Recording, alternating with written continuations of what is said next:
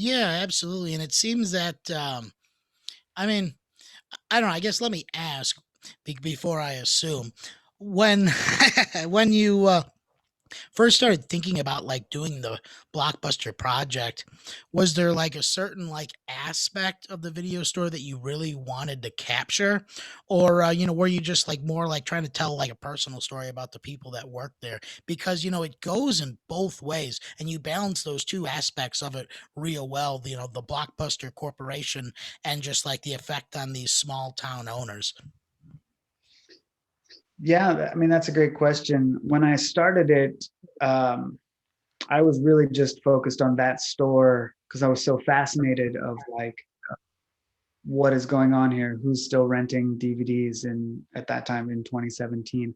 Uh, but early on, I brought on my partner on the project, Zeke, who's a writer and producer, and he was very much story focused. So he was like, you know, characters, the people. Let's really, you know, tell this story of this store because I originally was thinking, there were 12 stores left. I was like, well, let's go to all of them and we'll see these dying stores in the towns that they're in.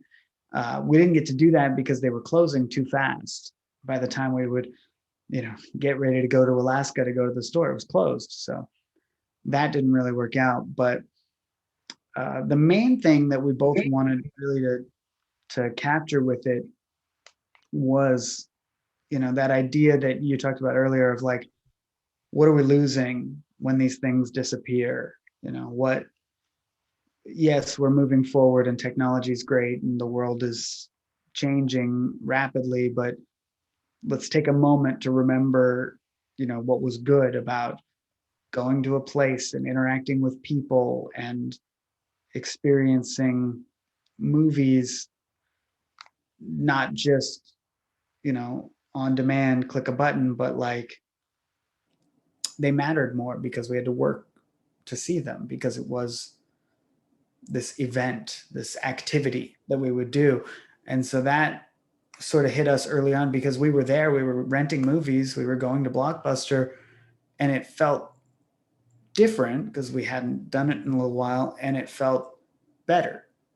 And people forget that. People forget that it is better to go interact with a human being than it is to sit on your couch. I mean, maybe for some people, they love not having to see people and not having to go to a place. But walking around those aisles and seeing all those movies and seeing somebody else pick up a movie and hearing their conversation of like, oh man, that third Highlander movie isn't as good as the fourth Highlander movie, so don't rent that one. And then you walk over and you pick up the fourth one and go, huh, maybe I didn't give this one a shot.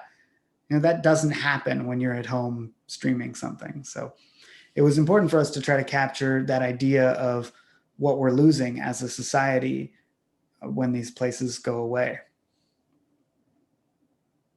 Yeah, I think what we're really losing is that sense of community around an art form. Yep. Because I am a member of about 30 to 40 different movie groups on Facebook. I join another one every week because it just recommends it. Just so we can bitch about like stuff in movies from like 40 years ago. We can talk about a wide variety. You can talk about movie recommendations, what's a movie that's meaningful to you, and that kind of community. I mean, I guess it still exists, but it's like you were saying, still a click away. It's not that in-person experience that you get, because I mean, I've made friends at video stores primarily, right after high school into college. I mean, we'd go and we'd rent a bunch of DVDs, and you'd always run into somebody. And primarily, video store in a college town, that's a great way to meet like-minded people.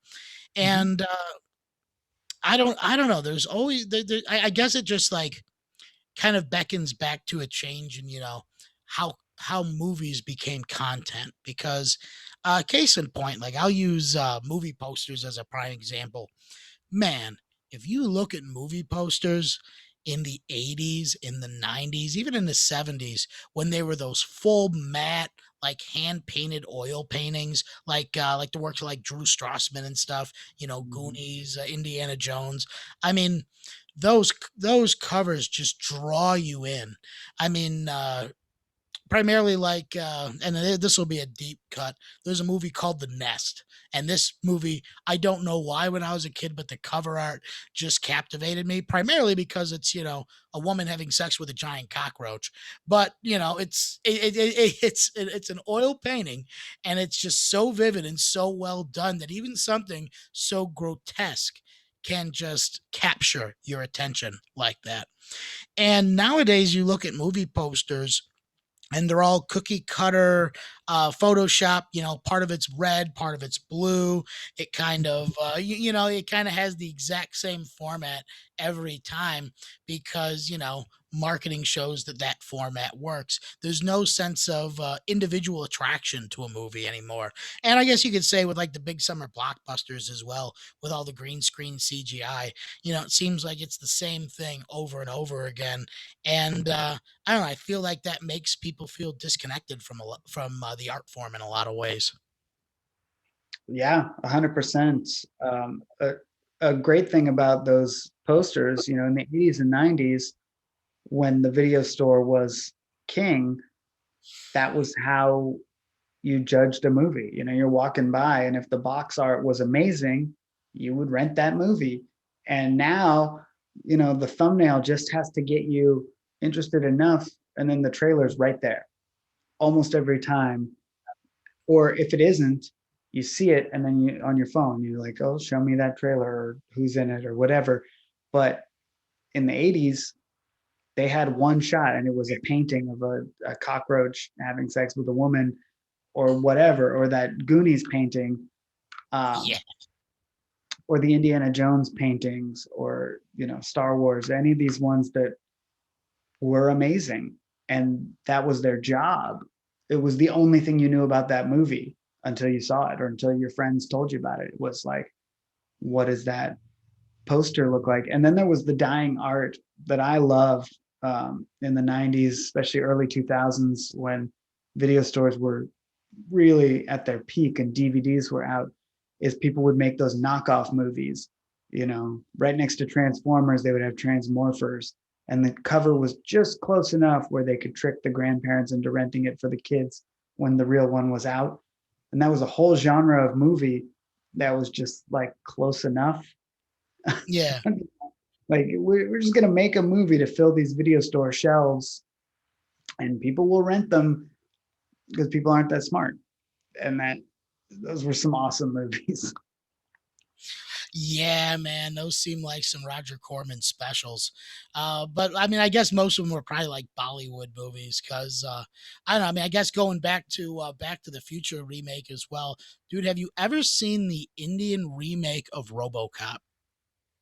I've seen clips of it. Yeah, I mean, dude, that movie. I mean, you know, I mean, it's definitely like, you know, shot as a satire on the first one, so the whole thing's done tongue in cheek, but, like, just, like, the way they overplay every action scene, I mean, it is just phenomenal. I would put it up there with the original RoboCop, and I'm sure you've seen the clip of all the dudes getting their dick shot off. yeah, it's awesome. But yeah, I mean, you know, just kind of like those rip off movies, like, you know, they've always been around. I mean, even if it's like, you know, Jaws and Piranha, right? Right. You know, there's always been like, you know, those like kind of like knockoff movies, but, you know, primarily in the age of the DVD when you could go straight to DVD and your film only had to cost maybe, you know, 100 to $200,000. I mean, that's a lucrative business right there. So yeah, you saw an explosion of that in the early 2000s. Yeah, and DVDs were cheap to make. Like, compared to VHS, the manufacturing was so cheap, and you could just flood the market. And I mean, DVDs were so popular because of, you know, special features, or just because they didn't take up as much room in your house. People would buy more, and they would be everywhere. They would be at the grocery store checkout. They were, it's just like DVDs were the beginning of when movies became content, right? It was this thing, this sort of commodity of the DVD. But the DVD, I think, versus streaming, it really um, elevated the movie because of things like special features and, you know, widescreen and director's commentary and all these things and surround sound. And they they were kind of an amazing breakthrough if you loved movies. If you're just a regular person, it was also like, oh man, I can get, you know, both Gremlins movies for $4 on DVD, and then I I own that now, and I still own that. But it it kind of was something for everybody, which was a really cool thing. And now it's still something for everybody, but less so for the people who actually care about the movies. Yeah, absolutely. I mean, I'm guilty of that. I'm one of those people who will buy a DVD just for the bonus content because I've seen the movie a dozen times or more, and I want to watch it with the director commentary. You know, with the yeah, I mean, I love those behind the scenes documentaries as well that kind of go in into the production about it because yeah, I'm gonna nerd out over movies, and even though you know DVDs, I mean, let's be honest, they're almost irrelevant at this point. I will still buy a Criterion Collection DVD every time they put out one because I will continue to buy Criterion Collection DVDs because going back, they do a lot of those rare movies that they're really good, but they don't have people don't have the access to them like they would most of the time. Yeah. Yeah, I'm the same way. When we were making this movie, I just moved away from Bend a month ago, but I was there for 5 years, and for 4 of those years, I was going to Blockbuster pretty regularly, and I would rent movies just for the special features. You know, movies I had just seen in the theater or just watched on Netflix or wherever, because that's like where I learned about movies. My film school or whatever was just DVD special features and VHS special features before that. And HBO used to have these like making the movie 15-minute things that they would show before movies when I was a kid.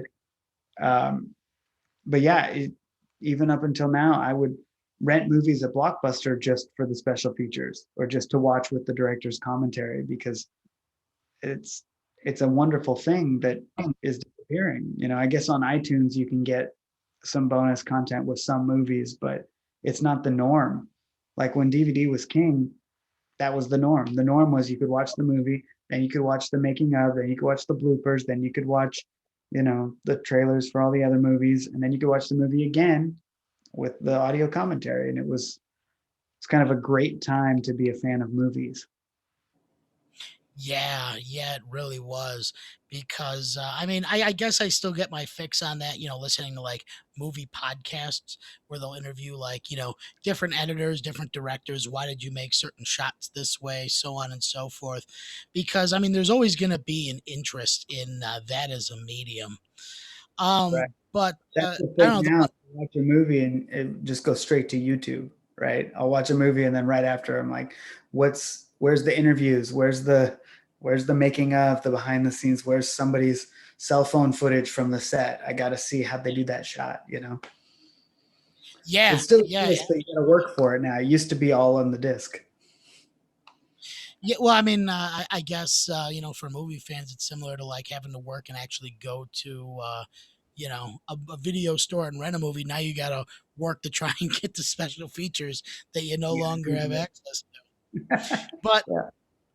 I also got to say, like, you have some phenomenal guests and interviews that you were able to get on your film. I mean, you're talking to Lloyd Kaufman, Kevin Smith. How did you, kind of get as much momentum behind this project, be able to reach out and start getting some of these experts in the field?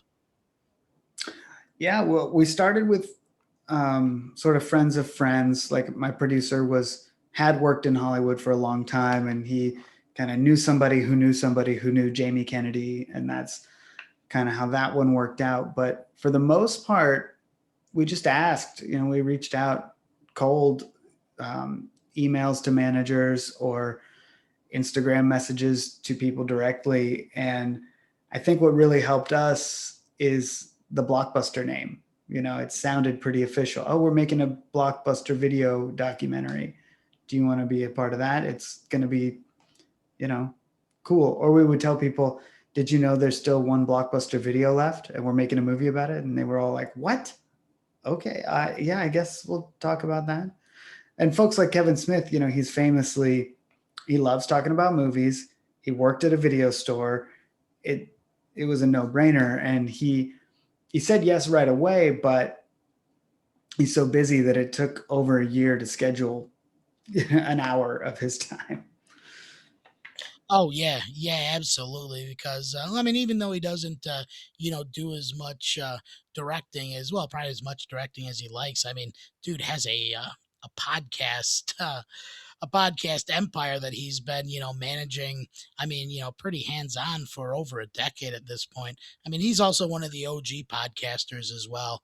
Yeah, I mean, the entire medium owes a lot to Kevin Smith, but I mean, being someone who, worked in a video store, it's got to have that nostalgic connection for him as well. And I guess, I mean, anybody, that you interviewed, I'm sure, well, everybody maybe except for Lloyd Kaufman, I'm sure they have a soft spot for Blockbuster. Yeah, and it's the way we approach the subject, it wasn't really just about Blockbuster, it was about the video store and about the feeling of going and renting a movie, and whether you like Blockbuster or not, that resonated with everybody. You know, if you when we hand people the VHS tape and we're like, "Here, remember this?" Everybody had that same reaction of like, "Oh, right, this is what movies used to be." And that, you know, people who work in movies or love movies, it's nice to be reminded of like that feeling, you know, when you're 13 years old and you first saw ET or whatever the movie was that really hooked you into it. And you could see that when we talk to people, like they light up when you talk about certain aspects of video renting, because it was such a huge part of so many of our lives that, like I said, we've forgotten to miss it.